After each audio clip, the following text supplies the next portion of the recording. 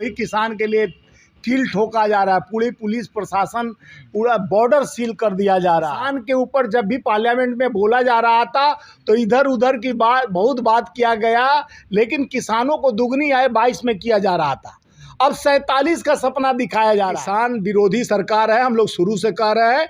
एक किसानों का देश है। 60% युवा और 40% किसान इस देश में रहते हैं, और किसान अन्नदाता हमारे प्राणदाता हैं, जिनके साथ ये भारतीय जनता पार्टी जिस तरह से दोहन की नीति और सिद्धांत बना के बड़े पूंजीपतियों के हाथ में किसानों को सारा संपत्ति और जमीन तक हड़पने का जो मसौदा 3 काले कानून में बनाया गया, फिर से वही इनका मानसिक psychology is the science of mind. इनका विचार वही है कि इनको शोषण करो और राज करो। देखिए, सरकार तो डरी हुई है, और सरकार जिस तरह से कील ठोक रही है, आज पार्लियामेंट के अंदर जिस तरह से सीना फाड़ फाड़ कर मोदी जी चिल्ला रहे थे कि हमारे 5 जाति हैं, किसान, युवा और महिला, ये जातियों को गिना रहे थे, और वही किसान के लिए कील ठोका जा रहा है। पूरी पुलिस प्रशासन पूरा बॉर्डर सील कर दिया जा रहा है। तो पहले यही किसान को 3 काले कानून लाकर 770 किसानों को शहादत हुआ, और किसान के ऊपर जब भी पार्लियामेंट में बोला जा रहा था तो इधर उधर की बहुत बात किया गया, लेकिन किसानों को दुगनी आय 22 में किया जा रहा था। अब 47 का सपना दिखाया जा रहा है। ये मुंगेरी लाल का सपना तो हम लोग सुने थे कि मुंगेरी लाल का हसीन सपना, वही मोदी लाल का हसीन सपना चल रहा है। मोदी जी ऐसा हसीन सपना दिखाते हैं जो 2000 का नोट 10 साल में ही नहीं चला पाए, वो देश क्या खाक चला पाएंगे? जो अपने ही नोट को लाए, अपने ही नोट को बदल देते हैं, जिनकी खामियां को अपने ऊपर कालिक पोतने के जगह पर श्वेत पत्र लाते हैं। 2 करोड़ नौकरी, भाइयों बहनों मित्रों, प्रतिवर्ष 2 करोड़ नौकरी, 15 लाख खाते, काले धन आएंगे। काले धन वालों को तो अपने पड़ोसी और रिश्तेदार बना लिए। किसानों को रोकने के लिए बैरिकेडिंग कर दी गई है, इंटरनेट बंद कर दिया है हरियाणा और चंडीगढ़ में। देखिए, किसान विरोधी सरकार है, हम लोग शुरू से कह रहे हैं। एक किसानों का देश है। 60% युवा और 40% किसान इस देश में रहते हैं, और किसान अन्नदाता हमारे प्राणदाता हैं, जिनके साथ ये भारतीय जनता पार्टी जिस तरह से दोहन की नीति और सिद्धांत बना के बड़े पूंजीपतियों के हाथ में किसानों को सारा संपत्ति और जमीन तक हड़पने का जो मसौदा 3 काले कानून में बनाया गया, फिर से वही इनका मानसिक psychology is the science of mind. इनका विचार वही है कि इनको शोषण करो और राज करो। अंग्रेज भी आए थे तो पूंजीपति यानी व्यापारियों को हड़पे थे, एक अपने रास्ता के तहत ईस्ट ऑफ इंडिया बनाए, और वो धीरे धीरे चाय पिलाकर, वो चाय पिलाकर चाय बेचने वाला, दोनों चाय वाला से संबंध है। एक चाय बेचने वाला देश बेच रहा है, एक चाय पिलाने वाला देश पे कब्जा कर चुका। लेकिन स्वामी जी, सरकार को खतरा यही है कि किसान जिस तरीके से पिछली बार आए थे 26 जनवरी पे लाल किले पे जो सब चीजें हुई थी, फिर से वो हुड़दंग मचेगा। इसीलिए देखिए, किसान अपने बातों को लेकर, जब किसान खुश है, आप दुगनी आय की बात कहते हैं, एमएसपी की बात बार बार किसान कर रहे हैं। स्वामीनाथन को आप दे रहे हो राष्ट्रपति पद यानी भारत रत्न, वही स्वामीनाथन रिपोर्ट आज तक क्यों नहीं आया? मैं पूछना चाहता हूं। किसान हित ऐसी हो तो स्वामीनाथन रिपोर्ट आना चाहिए। दुगनी आय की बात करने वाली सरकार जो 22 का सपना दिखाते दिखाते 47 तक पहुंच गई।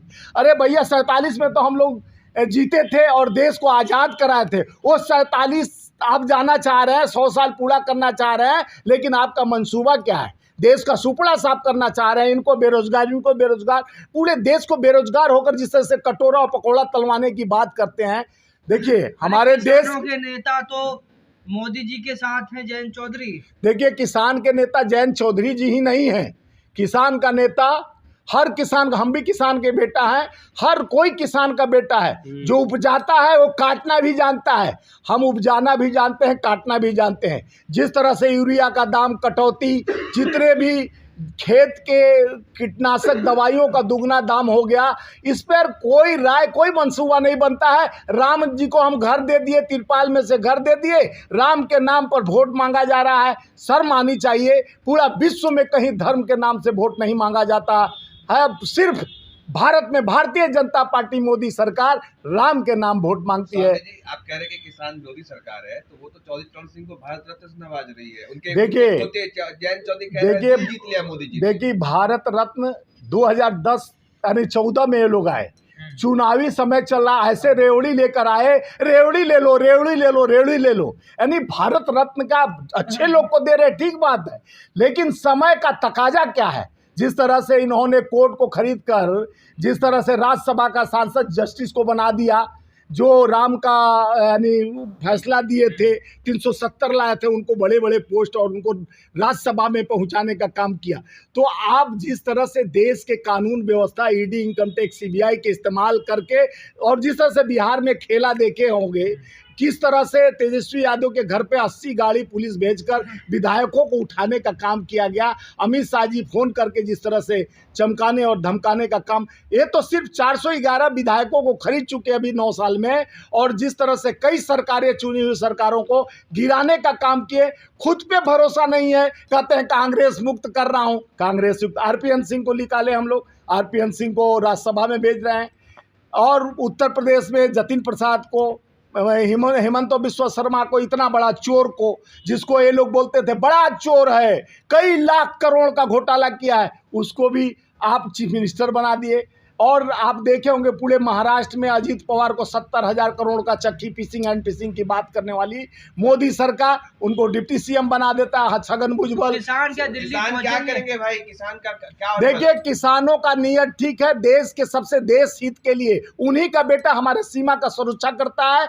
आज किसान का बेटा इंजीनियर, डॉक्टर बनने का सपना लेकर जो चलता है, उस सपना को चकनाचूर करने की मोदी सरकार का जो साजिश है कि किसान कभी उन्नति न करे, प्रगति न करे, उसका बेटा इंजीनियर, डॉक्टर न बने, वो जिंदगी भर खेती करे, मजदूर मजबूर होकर खाली काम 8 घंटा से 12 घंटा काम उसी कीमत पर कराने के 44 से 4 कोड कानून लाया गया। एक कानूनों को बदला जा रहा है, ये देश बदलने चले कि कानून बदल रहे हैं, व्यवस्था बदल रहे हैं, और कहते हैं ये कानून का अंग्रेजों का बनाया हुआ।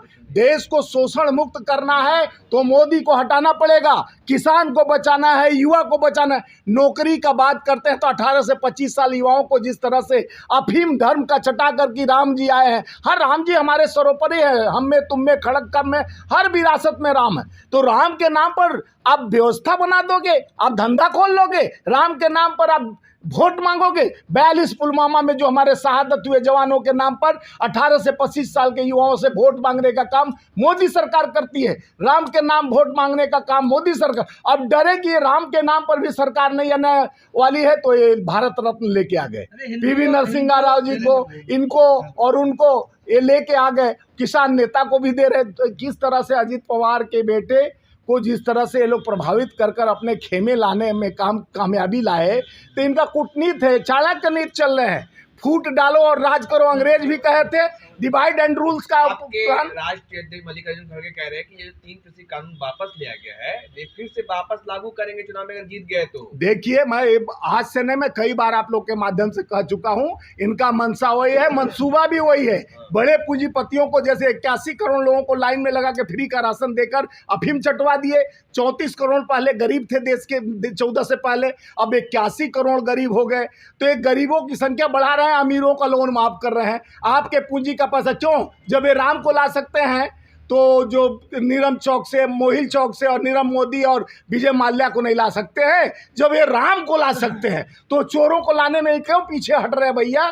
हम कहते हैं उनको भी लाओ जिनसे गलबंदी बनाकर उनसे बंटवारा किए हो नोट का, जो उनको भगाकर उनसे कमीशन खाए हो। देश का पैसा, टैक्स का पैसा, गरीब का पैसा, किसान का पैसा वो लोग को लेकर भागे। और हमारे साथी ये तमिलनाडु से हैं, कांग्रेस के वरिष्ठ नेता हमारे संगठन से भी जुड़ने जा रहे हैं। ये हमारे विनायकम जी हैं, ये हमारे यानी एडमिन हेड हैं और सेक्रेटरी हैं। और ऐसे लोग, सारे लोगों का एक ही मानसिकता है कि किसान के हित की रक्षा करने के लिए, हम मजदूर के हित की रक्षा करने के लिए संकल्पित हैं। ये बीड़ा उठा चुके हैं कि हमारे आने वाले 24 में एक संकल्प के साथ देश की उन्नति और प्रगति, युवाओं को रोजगार और मजदूरों को हाथ में काम, और किसान अपमान कर रहे हिंदुओं का। कौन? मुफ्ती सलमान अजहरी। अरे भाई, वो कौन हिंदू का अपमान कर रहा है? 14 के बाद हिंदू का अपमान हो रहा है, हिंदू खतरे में आए हैं। तो हम तो बार बार आपसे कहें कि जब हिंदू खतरे में है, पूरा कोर्ट से लेके पूरे संस्थान में ऑफिसर हिंदू हैं, पूरे नेता, बड़े चीफ मिनिस्टर, मुख्यमंत्री हिंदू हैं, गवर्नर हिंदू हैं, आईडी, आईबी और सीबीआई, ईडी के डायरेक्टर हिंदू हैं, तो मुसलमान प्रधानमंत्री बना दो ताकि हिंदू यानी मुसलमान खतरे में आ जाए। क्यों आप बड़े हो चक्कर में? कोई नहीं है टक्कर में। बना दो मुस्लिम को, प्रधानमंत्री बनाएंगे आप? मुसलमान को प्रधानमंत्री बना दो। मुस्लिम खतरे में आ जाएगा। जब हिंदू खतरे में आ गया, हिंदू प्रधानमंत्री, हिंदू के सारे नेता को रहते हुए, तो क्यों ना मुसलमान को प्रधानमंत्री बना दो, ताकि हिंदू यानी मुस्लिम खतरे में आ जाए। अरे आप तमाम बातों को इधर उधर की बात ना कर, बता तेरी कारवां कहाँ लुटी। देश को लुटाने वाले प्रधानमंत्री, पूंजीपतियों को जिस तरह से बढ़ावा दिया गया, गरीबों को अफीम चटाकर, श्रमिकों को 8 घंटा की जगह पर 12 घंटा काम कराकर, उनका बेटा इंजीनियर डॉक्टर न बने, लेबर का बेटा लेबर ही रहे, ये सोच लेकर प्रधानमंत्री पैदा लिए हैं। धर्म पहले नहीं, धर्म कौन काम है? जब पेट में भूखे भजन ना हो ही गोपाला, ले लो अपना कंठी माला। भूखे पेट भजन नहीं होने वाला है, एक कंठी माला ले लो भैया। भूखे पेट भगवान भी नहीं सुनने वाले हैं।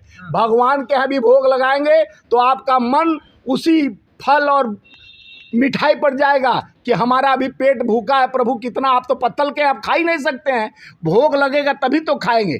इस जीवन काल में भगवान का नाम लेकर एक ही पार्टी है जो रोजगार खत्म कर रहा है, जो बेरोजगार युवाओं को कर रहा है, श्रमिकों का व्यवस्था खत्म कर रहा है, किसानों के अनहित कर रहा है। यह दो धारी तलवार चलवाने वाले पार्लियामेंट में। अरे भाई, जो मैं कह रहा हूँ वो भी तो सुनो। बड़े बड़े बात कर कर जिस तरह से प्रधानमंत्री बड़े छलिया के तरह पार्लियामेंट में सीना ठोक कर एक अकेला सब पे भारी कहते हैं, लेकिन उनका मैं ये आभारी हूँ कि किस तरह से बड़े पूंजीपतियों को आप लूट, छूट और गरीबों का लूट का धंधा शुरू कर दिए हो जीएसटी के माध्यम से। और जब भी विपक्ष कड़ा रुख अपनाता है, मांग करता है, तब विपक्ष को कमजोर करने के लिए ED, CBI, income tax, ED इनका इलेक्शन मैनेजमेंट डिपार्टमेंट बन गया है।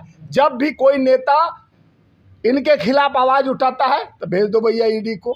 ईडी तो है हमारे पार्टी का काम करने के लिए। भाजपा का पट्टा लगा लिए, ईडी चुप हो जाए। हल्द्वानी में हिंसा हुई है, उस पर क्या? देखिए, भारतीय जनता पार्टी सरकार में बैठे जो लोग हैं, ये कहिए कि दंगा कम क्यों है।